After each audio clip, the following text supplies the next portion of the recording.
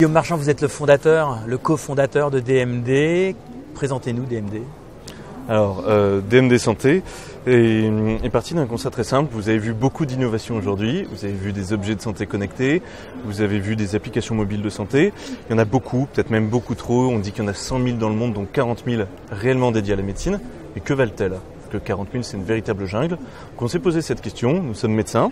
On a coopté des confrères et des patients. Et nous faisons de l'évaluation collaborative et indépendante des applications mobiles de santé et très bientôt des objets connectés liés à la santé.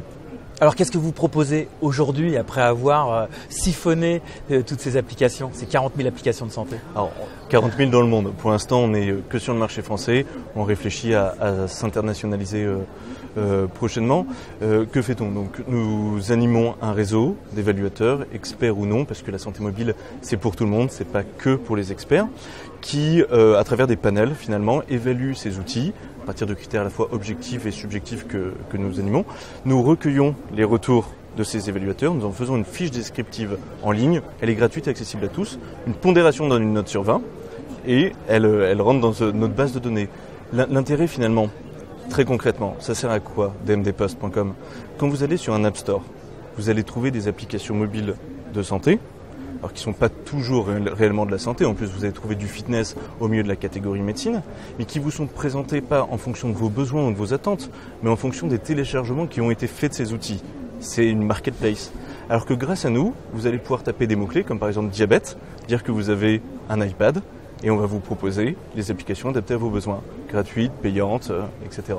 Donc, dans le qualitatif, c'est l'objectif de DMD en fait. C'est créer de la confiance en santé mobile. L'innovation a besoin de confiance, l'innovation c'est toujours attirant et voilà, on se positionne comme un acteur de confiance qui permet de vous mettre en relation avec l'application dont vous avez besoin. Alors justement, pour gagner cette confiance, comment vous faites matcher le digital et la santé? Alors en ayant une équipe de 4 médecins déjà chez DMD Santé, en étant indépendant. C'est extrêmement important. Nous ne sommes pas payés par les éditeurs. Personne ne nous a payé. Je tiens à le dire parce que quand on est une petite start-up refusée d'échecs, c'est toujours difficile. On a toujours tenu bon. Et aujourd'hui, ce n'est pas notre business model. On fait un travail de veille. On fouille les stores. On les recatégorise parce que vous trouvez des applications dans la catégorie médecine qui sont en fait du fitness. En tant que médecin, on n'est pas légitime pour les évaluer. Et puis on les soumet à des panels. Puis les évaluations sont en ligne.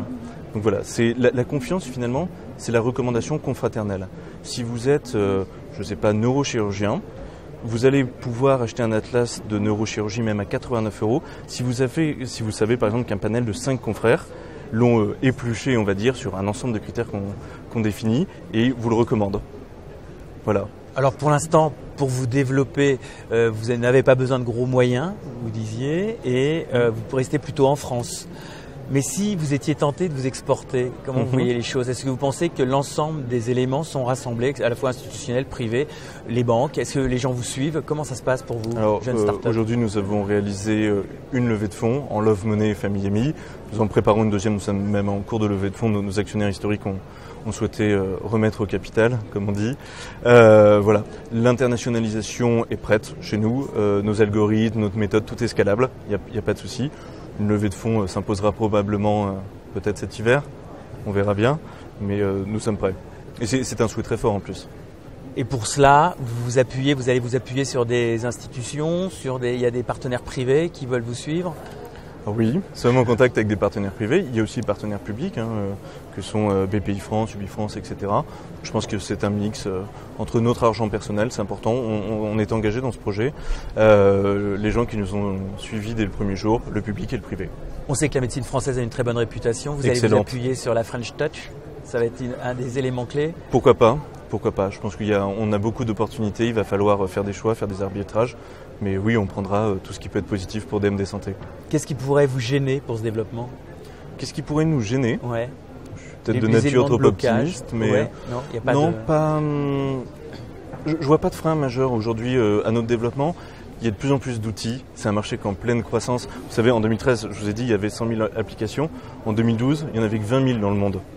C'est un marché dont le chiffre d'affaires global, au cours des 4 prochaines années, doit faire x11. Je vois pas vraiment ce qui pourrait me freiner, puisque quand les marchés grossissent, on a toujours besoin de confiance pour savoir finalement où aller. On est peut-être une forme de GPS dans la jungle que représente la santé mobile et connectée.